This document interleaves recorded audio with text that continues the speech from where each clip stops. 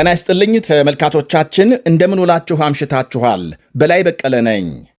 ሌላም ከፍተኛ የኢራን ባለስልጣን ዛሬ ከሰዓት በእስራኤል ድብደባ መገደላቸው ተነገረ።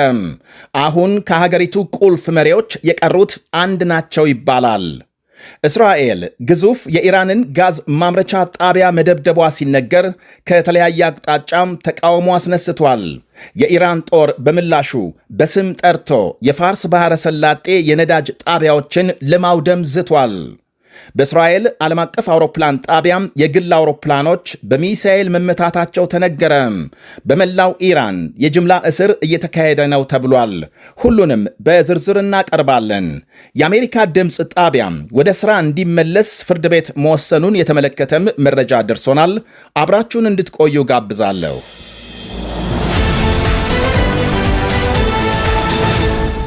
የኢራን የደህንነት ሚኒስትር ኢስማኤል ካቲብ መገደላቸው ተነገረ። የእስራኤል መከላከያ ሚኒስትር እስራኤል ካትዝ የኢራን የደህንነት ሚኒስትሩን መገደል ይፋ አድርገዋል። ከኢራን በኩል እስካሁን የተሰጠ ማረጋገጫ የለም። ኢስማኤል ካቲብ የደህንነት ሚኒስትር ሆነው የተሾሙት ከ5 ዓመት በፊት ሲሆን ከሟቹ ጠቅላይ መሪ አያቶላህ አሊ ካማኒና ከሌሎች ከፍተኛ የሀገሪቱ መሪዎች ጋር የእስልምና ሃይማኖት ሕጎች እንዳጠኑ ይነገራል። ሚኒስትር ከመሆናቸው በፊት በዚያው በደህንነት መስሪያ ቤት ውስጥና በአያቶላህ አሊ ካማኒ ጽሕፈት ቤት በከፍተኛ ኃላፊነት ቦታዎች ሰርተዋል።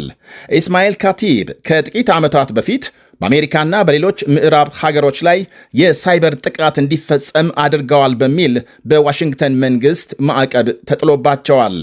በ48 ሰዓታት ውስጥ የኢራን ቁልፍ ባለሥልጣናት ሲገደሉ ኢስማኤል ካቲብ ሦስተኛ ናቸው። የሀገሪቱ ብሔራዊ የጸጥታ ጉዳዮች ኃላፊ አሊ ላርጃኒና ሌላ የጦር አዛዥ እስራኤል በቴሄራን በፈጸመችው ጥቃት መገደላቸው ተነግሯል። እስካሁን ከላይ ሀገሪቱን ከሚመሩ 7 ከፍተኛ ባለሥልጣናት 6ቱ መገደላቸው ሲነገር አሁን የቀሩት ፕሬዝዳንት ማሱድ ፒሴግሺያን ናቸው ይባላል። ዘግይቶ በወጣ ዜናም የኢራን የደህንነት ሚኒስትር መገደላቸውን ፕሬዝዳንት ማሱድ አረጋግጠዋል። ፕሬዝዳንቱ በኤክስ ገጻቸው ማምሻውን ባሰራጩት ጽሑፍ በሚኒስትሩ ላይ የተፈጸመውን ግድያ የፈሪዎች ተግባር ብለውታል። ይህ በእንዲህ እንዳለም የኢራን ጦር የመሪዎቹን ግድያ ለመበቀል በእስራኤል ላይ ሰፊ የሚሳኤል ጥቃት መፈጸሙን ዘገቦች አመልክተዋል። በሌሊቱ ጥቃት 2 ሰዎች ሲገደሉ 200 የሚጠጉ ቆስለው ሆስፒታል መግባታቸው ታውቋል። የተገደሉት 2ቱ በሰባዎቹ የዕድሜ ክልል መሆናቸውን ባለሥልጣናት ገልጸዋል። በሌላ ዜናም እስራኤል በቤይሩት በፈጸመችው ጥቃት በጥቂቱ 10 ሰዎች መገደላቸውና 30 የሚጠጉ መቁሰላቸውን የሊባኖስ ጤና ሚኒስቴር ገልጧል።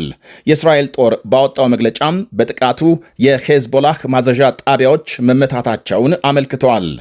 የኢራን ጦር አዲስ በእስራኤል ላይ በፈጸመው ሌላ ጥቃት በማዕከላዊ እስራኤል በርካታ መኖሪያ ቤቶች መውደማቸውን የእስራኤል መገናኛ ብዙሃን ዘግበዋል።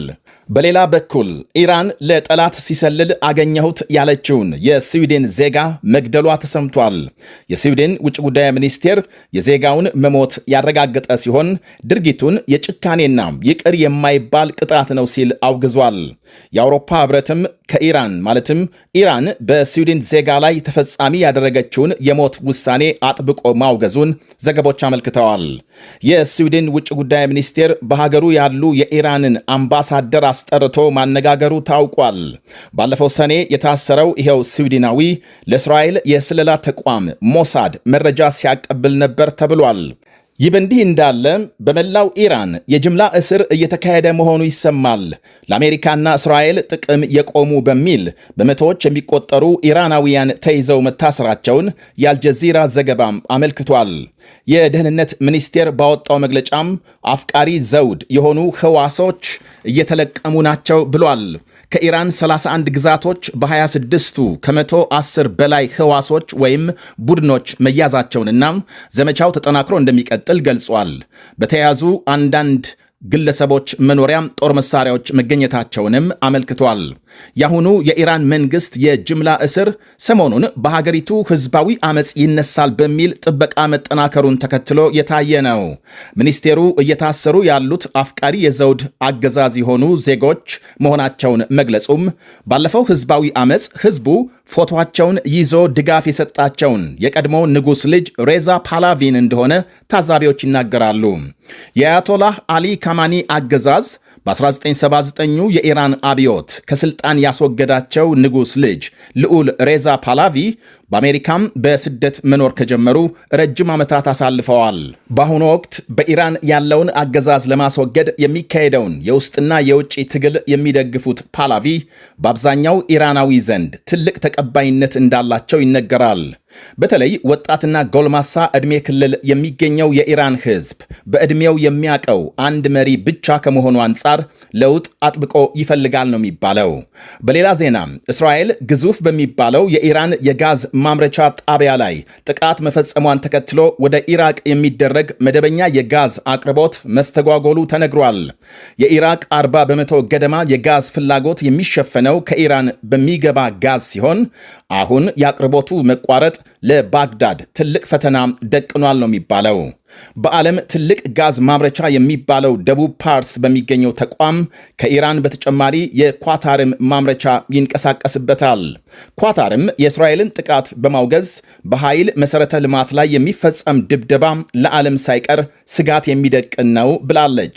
ይህንኑ የእስራኤል ጥቃት ተከትሎ የኢራን ጦር በባሕረ ሰላጤው ሀገራት የነዳጅ ማውጫዎች ላይ ድብደባ ለመፈጸም ዝቷል። በተለይም በሳውዲ አረቢያ፣ በተባበሩት አረብ ኤሚሬትስና ኳታር የሚገኙ ነዳጅ ማውጫዎችን በስም ጠቅሶ ጥቃት እንደሚፈጽም አስጠንቅቋል። ይሄ ደግሞ አሁን የተፈጠረውን የነዳጅ ቀውስ ሊያባብሰው እንደሚችል ታዛቢዎች ይናገራሉ። ከዚሁ ጋር በተያያዘ ሩሲያም የተዘጋውን የሆርሙዝ መተላለፊያ ወደ ነበረበት ለመመለስ ብቸኛው መፍትሄ ድርድር ነው ብላለች። ዛሬ ባወጣችው መግለጫም የሩሲያ ውጭ ጉዳይ ሚኒስቴር ማምሻውን ባሰራጨው ጽሑፍ ሆርሙዝ ተከፍቶ የነዳጅ ቀውስ በአስቸኳይ እንዲፈታ ድርድር መጀመር አለበት ሲል አስገንዝበዋል። የኔቶ አባል ሀገራትም በተመሳሳይ የሆርሙዝ ሰርጥ ተመልሶ በሚከፈትበት መፍትሄ ላይ እየተነጋገሩ መሆናቸውን የኔቶ ዋና ጸሐፊ ማርክ ሩት ገልጸዋል። መተላለፊያው ተመልሶ መከፈት እንዳለበት ሁላችንም ተስማምተናል። እንዴት የሚለውን ለመመለስ አባል ሀገሮች በጥልቅ እየተነጋገሩ ናቸው ብለዋል። በቅርብ መፍትሄ ላይ ይደረሳል የሚል እምነት እንዳላቸውም አክለዋል። የዋና ጸሐፊው መግለጫም የአሜሪካ ፕሬዝዳንት ዶናልድ ትራምፕ የኔቶ አባል ሀገሮች የሆርሙዝን መተላለፊያ ለማስከፈት ኃይል እንዲልኩ ያቀረቡትን ጥያቄ ውድቅ በማድረጋቸው ነቀፋ መሰንዘራቸውን ተከትሎ የተሰማ ነው። ማምሻውን በወጣም ሌላ መረጃም የተባበሩት አረብ ኤሚሬትስ እስራኤል በኢራን የደቡብ ፓርስ ጋዝ ማምረቻ ጣቢያ ላይ የፈጸመችውን ጥቃት ማውገዟ ታውቋል። የኤሚሬትስ ውጭ ጉዳይ ሚኒስቴር ባወጣው መግለጫ የነዳጅ ጣቢያዎችን ኢላማ ማድረግ አደገኛ የግጭት መስፋፋት ያስከትላል ሲል አስጠንቅቋል።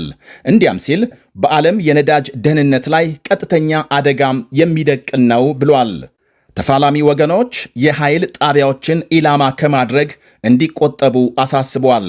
በሌላ በኩል በእስራኤል ዓለም አቀፍ አውሮፕላን ጣቢያም የግል አውሮፕላኖች በሚሳኤል ስብርባሪ መጎዳታቸው ተነግሯል። ምሽት 1 ሰዓት ገደማም ይፋ በሆነ መረጃም በእስራኤል ቤንጎሪዮን ዓለም አቀፍ አውሮፕላን ጣቢያ በወደቀ የሚሳኤል ስብርባሪ 3 የግል አውሮፕላኖች ክፉኛ መጎዳታቸውና አንደኛው አውሮፕላን በእሳት መያያዙን ባለሥልጣናት ገልጸዋል። ሆኖም ዝርዝር መግለጫም ከመስጠት ተቆጥበዋል። ወደ ሌላ መረጃ ስናልፍ ተዘግቶ የቆየው የአሜሪካ ድምፅ ጣቢያም ተመልሶ ሥራ እንዲጀምር የአሜሪካ ፍርድ ቤት ወስኗል። ዳኞች የአሜሪካ ድምፅ መዘጋትና በመቶዎች የሚቆጠሩ ሠራተኞችም እረፍት እንዲወጡ መደረጋቸው ሕገወጥ ነው ብለዋል።